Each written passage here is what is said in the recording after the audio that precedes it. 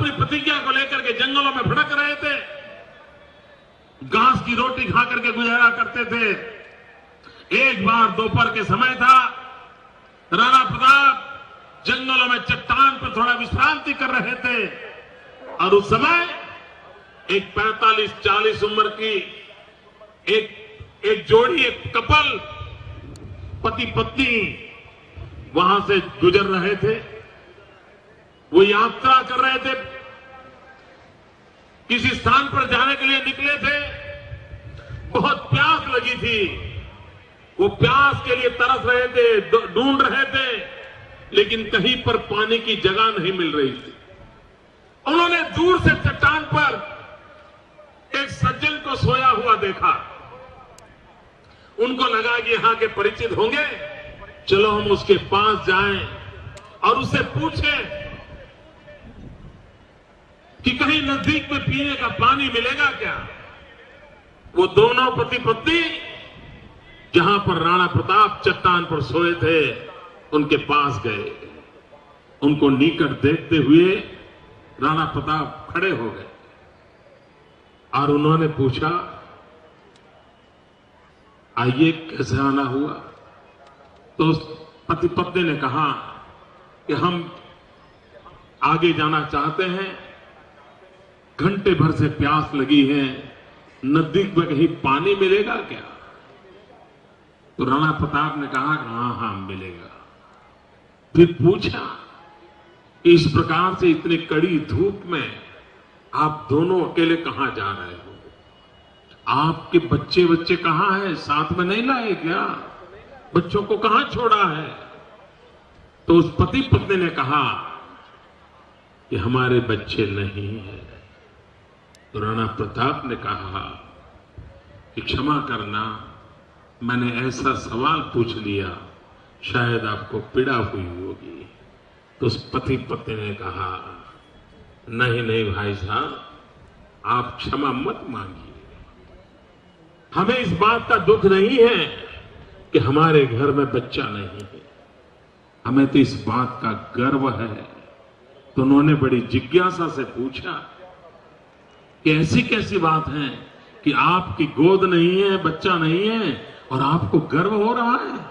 तो उन्होंने कहा, उनको पता नहीं था वो किसके साथ बात कर रहे थे। उनको तो लगता था वो भी कोई एक व्यक्ति कहीं रास्ते पर जा रहा था और चट्टान पर सोया था। उनको पता नहीं था उस पति पत्नी को तो वो राणा प्रताप से बात कर रहे हैं। उन्होंने कहा कि हमारे घर में बच्चा नहीं, इसका हमें दुख नहीं है, हमें गर्व है, क्योंकि हम लोगों ने प्रतिज्ञा की है। 35-40 साल का नौजवान जोड़ा राणा प्रताप की आंख में आंख मिलाकर के कह रहा है कि हमने प्रतिज्ञा की है कि जब तक राणा प्रताप मेवाड़ की धरती पर फिर से अपना झंडा न गाड़े, तब तक हम संसार सुख नहीं मनाएंगे।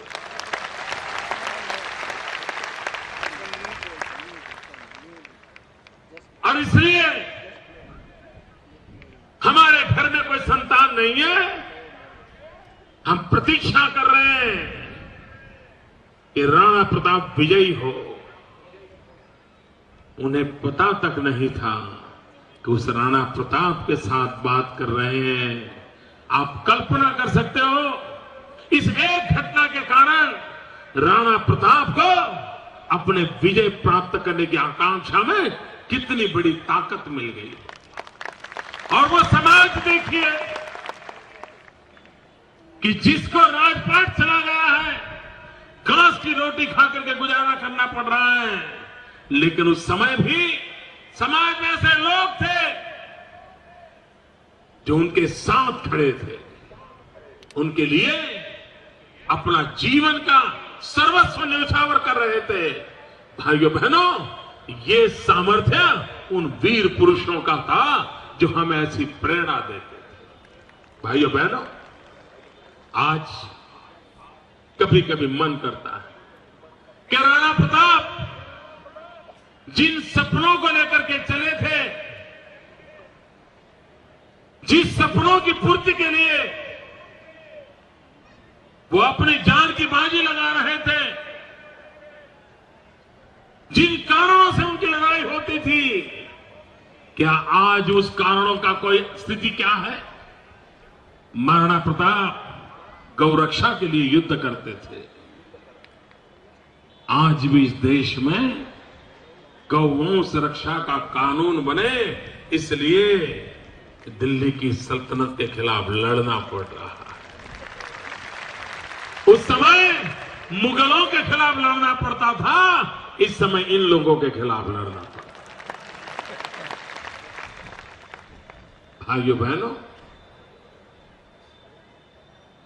स्वाभिमान के लिए जीवन खपाना पड़ता।